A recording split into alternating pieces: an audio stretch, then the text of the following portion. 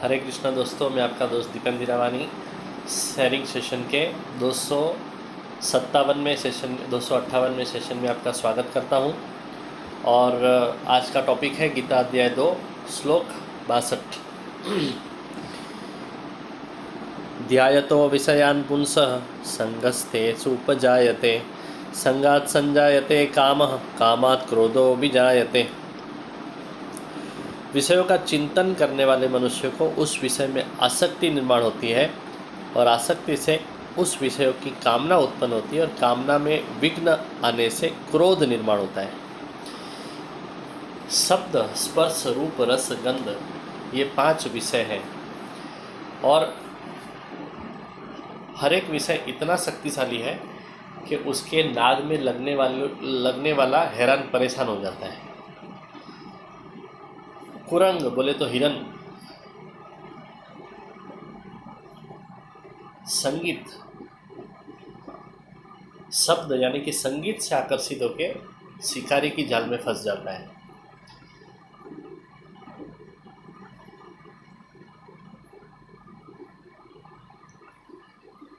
स्पर्श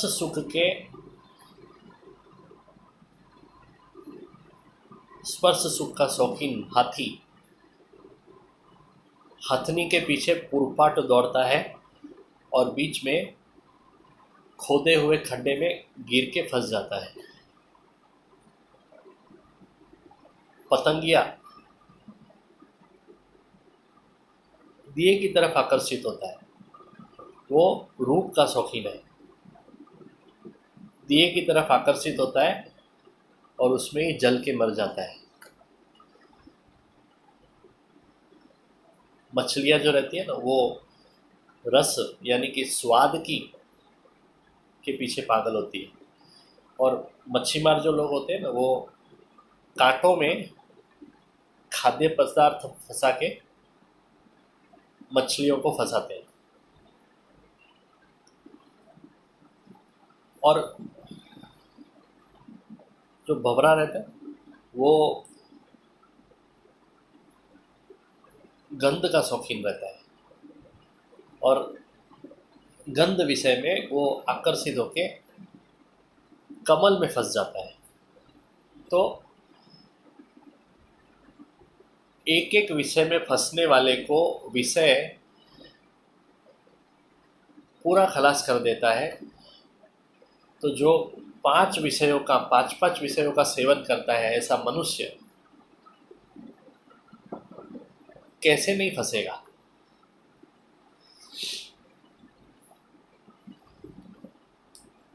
लेकिन विषय जो है ना, वो प्रभु निर्मित है, इसके लिए वो खराब नहीं है। मनुष्य को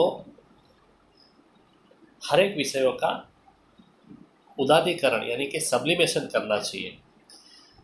और ऐसा देखा जाए तो विषयों के बिना रहना असंभव है।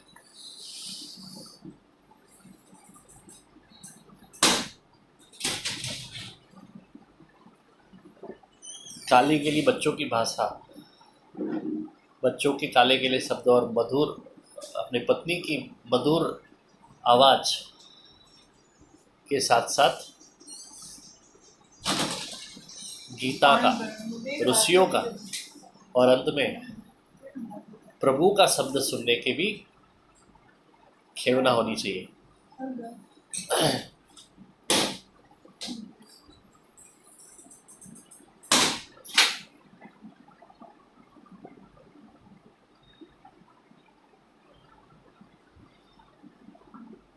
पुत्र पौत्रों और पत्नी के स्पर्श के साथ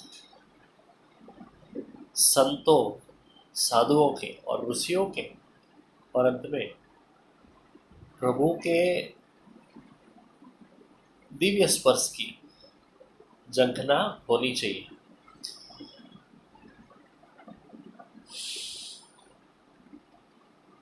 रूप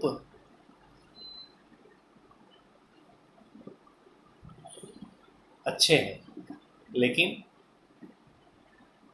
ये रूप को बनाने वाला जो अरूप यानी कि जो भगवान है ना, उसे पाने की तमन्ना होनी चाहिए, उसमें लगनी चाहिए। उसको पाने की लगनी लगनी चाहिए। विषय रस के साथ साथ भक्ति, विद्या और ब्रह्म रस को पीने की भी तमन्ना होनी चाहिए।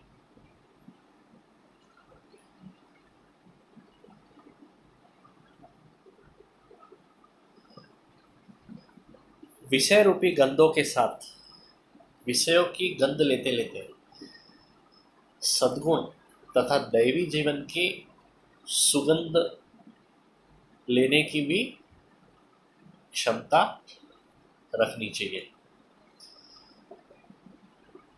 तो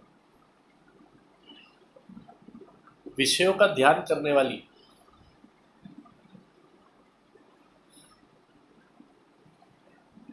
विषयों का ध्यान करने से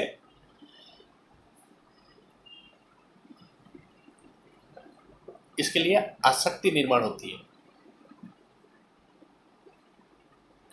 और फिर उसे प्राप्त करने की कामना निर्माण होती है और उसे प्राप्त करने के लिए मनुष्य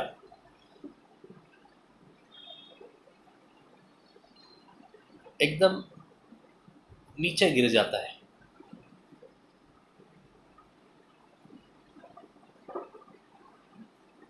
और जो कामना में अवरोध आते हैं, कामना को प्राप्त करने में जो अवरोध आता है, उस अवरोधक व्यक्ति, वस्तु या परिस्थिति की तरफ क्रोध निर्माण होता है और क्रोध निर्माण होने से मनुष्य का विवेक खलास हो जाता है। आगे क्या होता है वो अगले श्लोक में देखेंगे। क्रोधाद्बद्धवती सम्मोह, सम्मोह स्मृति विभ्रम, स्मृति विभ्रंशात् बुद्धिनाशो, बुद्धिनाशात् प्रणश्यति। वसुदेवसुतं देवं कंसचाणूरमर्दनं, देवकी परमानन्दं कृष्णं वन्दे जगद्गुरुं।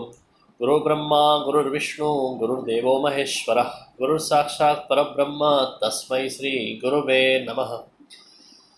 दोस्तों, मेरी YouTube चैनल दीपेन दीरावानी को अगर अभी तक आपने सब्सक्राइब नहीं किया है तो जल्द से जल्द सब्सक्राइब करें और गीता के ऊपर रोज़ एक श्लोक सुने। और ये वीडियो आपको अच्छा लगा है तो ज़रूर इसे लाइक करें, कमेंट करें और शेयर करें। So thank you very much. Good night. Hare Krishna.